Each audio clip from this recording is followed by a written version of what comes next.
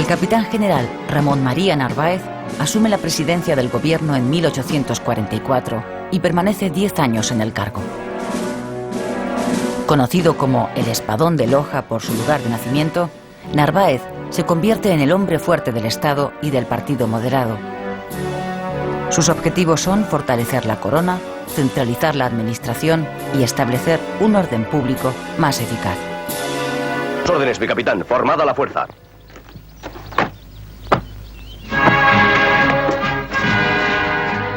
Una de las primeras medidas que toma el gobierno moderado de Narváez es la creación de la Guardia Civil, un nuevo cuerpo armado encargado de salvaguardar el orden público y la propiedad privada. La Guardia Civil sustituye a la Milicia Nacional, montada por los progresistas a base de voluntarios que dependían de los ayuntamientos. ¡Atención! ¡Media vuelta! ¡Hey! ¡Presente! ¡Armas! A la orden de vuecencia, mi general. Dispuestos para salir. El nuevo cuerpo depende del gobernador civil de cada provincia y su primer inspector general es el Duque de Ahumada.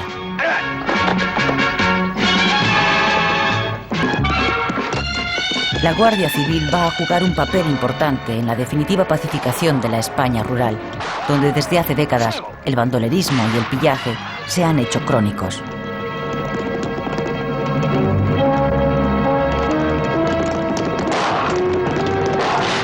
¡Su señoría es un solemne majadero! Poco después de su llegada al poder, los moderados comienzan a debatir una nueva constitución también hecha a su medida, que recoja el pensamiento moderado y elimine todo lo que huela a progresista. ¡Abajo el progreso!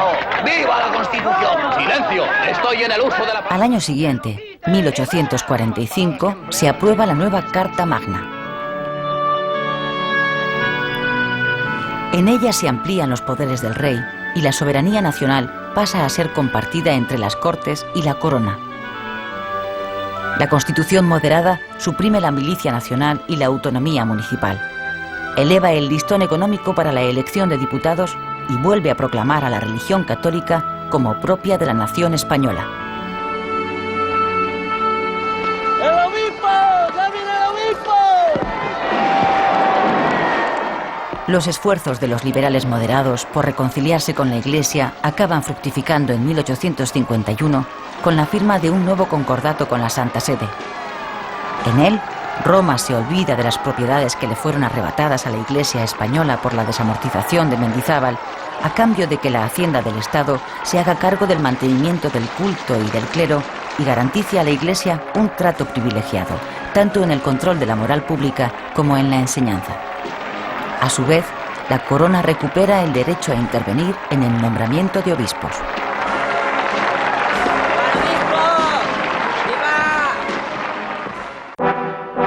El gobierno moderado de Narváez continúa con su política liberal de hacer nación por distintas vías, promoviendo leyes iguales para todos los españoles, centralizando la administración y modernizando los impuestos. Para la tarea de adecuar los impuestos a los principios liberales, Narváez nombra ministro de Hacienda a Alejandro Mon, cuya reforma fiscal empieza por dar prioridad a los impuestos directos y acabar con las particularidades regionales.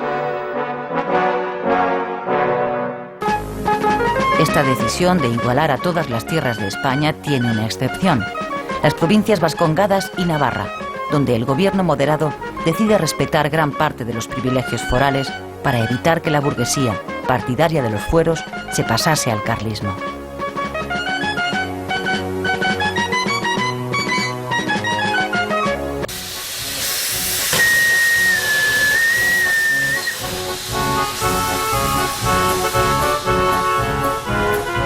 Escenas como esta, la inauguración del ferrocarril de Gijón a Sama de Langreo, empiezan a repetirse poco a poco en toda España. El primer tren que circula por la península es el que cubre la línea entre Barcelona y Mataró. Es inaugurado en 1848. Aunque el ferrocarril llega con casi 20 años de retraso, su desarrollo va a resultar vital, tanto para la vertebración de las tierras de España como para que el país logre dar el salto de una economía local muy atrasada a otra de integración nacional más acorde con los tiempos. Desde el gobierno, muy interesado en la implantación del ferrocarril, se aprueban leyes para favorecer su desarrollo.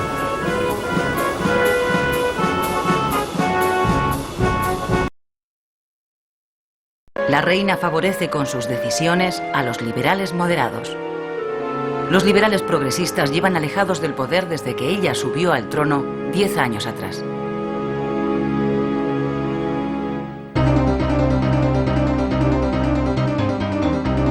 Por lo que se refiere a los liberales moderados, esos 10 años de ejercicio del poder les han desgastado.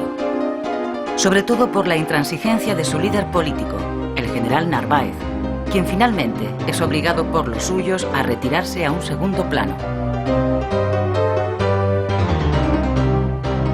Las divisiones internas y los enfrentamientos dentro del partido moderado llevan la inestabilidad política a España, que padece una sucesión de gobiernos cada vez más débiles y más autoritarios.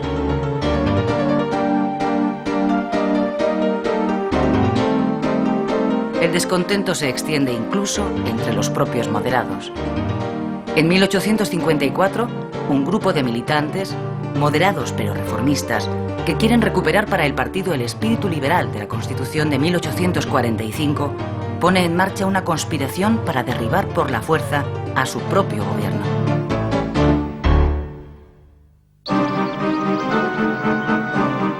El levantamiento contra el gobierno se produce en junio de ese año, 1854, en Vicálvaro, pueblo cercano a Madrid. El golpe de Estado lo encabeza una vez más un militar. En esta ocasión, el espadón es el del general liberal moderado Leopoldo O'Donnell.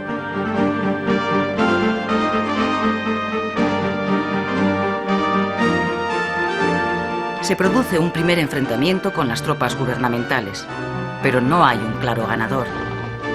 El general O'Donnell se ve obligado a retirarse en dirección a Andalucía en búsqueda de nuevos apoyos. En la localidad de Manzanares, O'Donnell recibe el apoyo del general Francisco Serrano. Los dos militares deciden lanzar un manifiesto conjunto para conseguir la movilización de los liberales progresistas, sin los cuales la insurrección tiene el fracaso asegurado. El manifiesto lo redacta un joven malagueño, el liberal moderado Antonio Cánovas. En él se pide una regeneración de la política, un trono sin camarillas, una nueva ley electoral, libertad de expresión, más autonomía local y una bajada de impuestos. Es decir, reclamaciones progresistas. ¡Viva el general O'Donnell! ¡Viva! ¡Viva la libertad! ¡Viva! El manifiesto surte efecto. Varias ciudades apoyan la sublevación.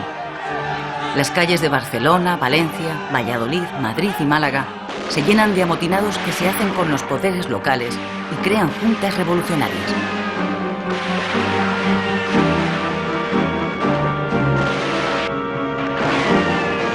Durante el mes de julio de 1854, el alzamiento popular se extiende por el país y se hace más virulento. Se suceden los disturbios y los asaltos y saqueos a los palacetes de los hombres de negocios. Llega un momento en que el levantamiento escapa al control de quienes lo habían iniciado y se convierte en una sublevación popular.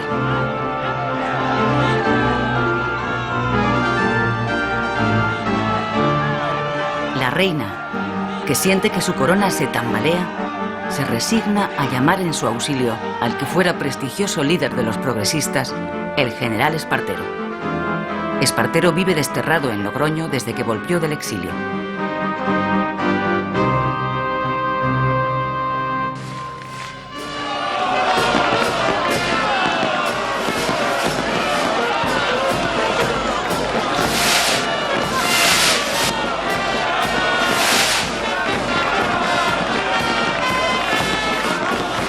Espartero es nombrado presidente del gobierno.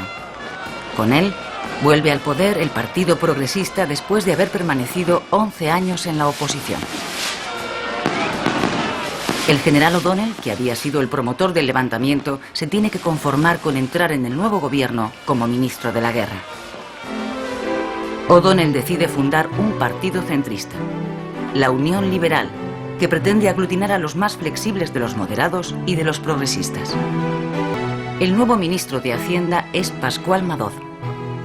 Madoz quiere resolver los crónicos problemas de Hacienda y relanzar los viejos proyectos de expansión ferroviaria.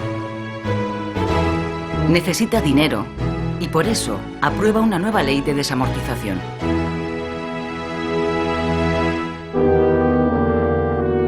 Con la desamortización de Madoz, se nacionalizan y subastan sobre todo las tierras comunales de los municipios, pero también los bienes que todavía le quedan a la Iglesia después de la desamortización de Mendizábal. A partir de 1855 se desata en el país la fiebre de la construcción de ferrocarriles. La explicación está en el respaldo que el gobierno ofrece a los proyectos de nuevos trazados.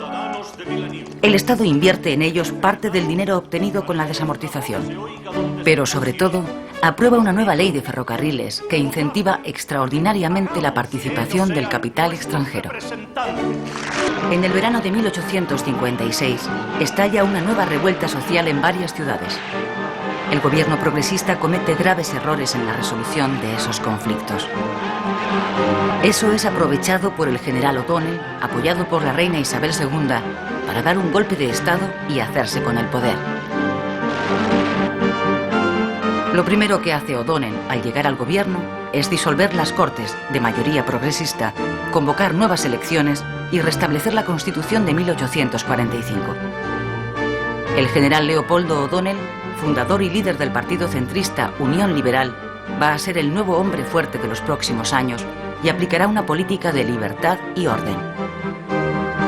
Durante 10 años, su partido se alternará en el gobierno con los liberales moderados del general Narváez, dejando fuera a los progresistas.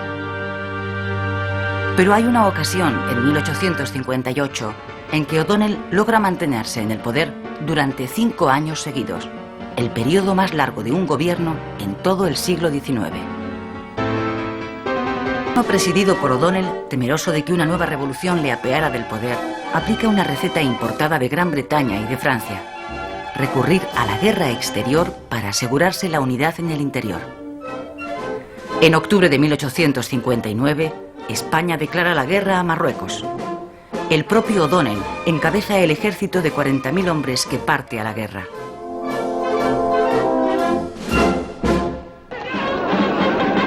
El plan de las tropas españolas es, partiendo de Ceuta, avanzar sobre Tetuán.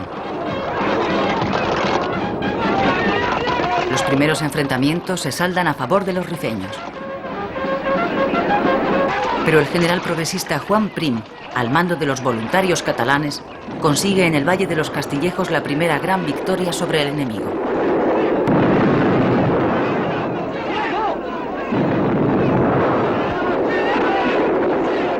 La gesta convierte a Prim en héroe nacional.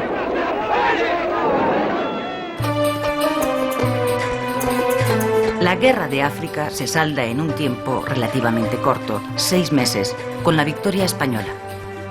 Después de sucesivas derrotas que culminan con la pérdida de Tetuán, Marruecos firma la paz.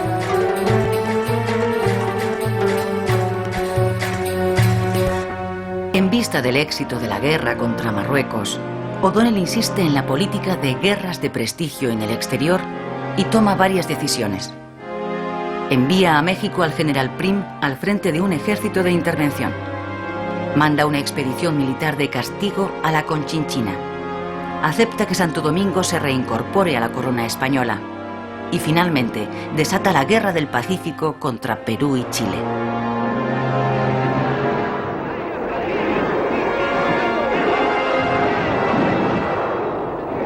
Toda esta actividad exterior se traduce en una sucesión de fracasos y al final es el motivo por el que O'Donnell se ve obligado a dimitir en 1863.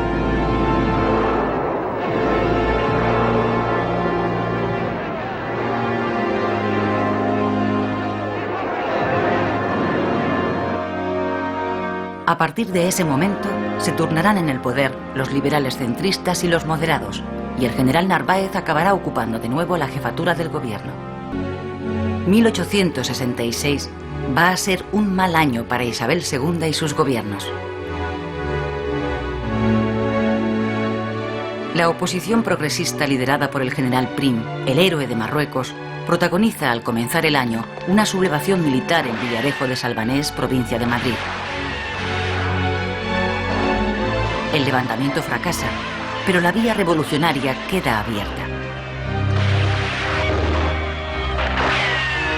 6 meses después, en junio, los sargentos del madrileño cuartel de San Gil se sublevan también contra el gobierno y reciben el apoyo de los demócratas. Pero son reducidos y 66 de ellos son fusilados.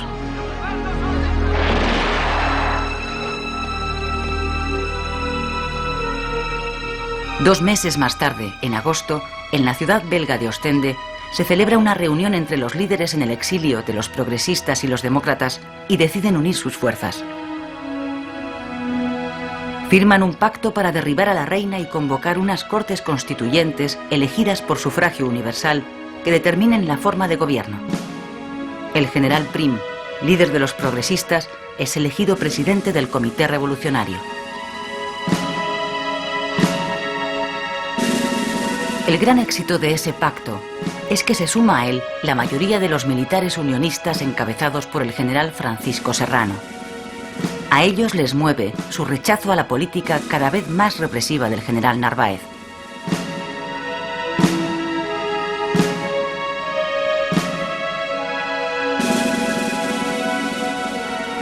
A la reina solo le queda el respaldo de los liberales moderados y de su anciano líder, el general Narváez, quien a duras penas mantiene en pie el andamiaje político montado en torno a Isabel II. Pero en abril de 1868 muere Narváez y con él desaparece el último apoyo de la reina.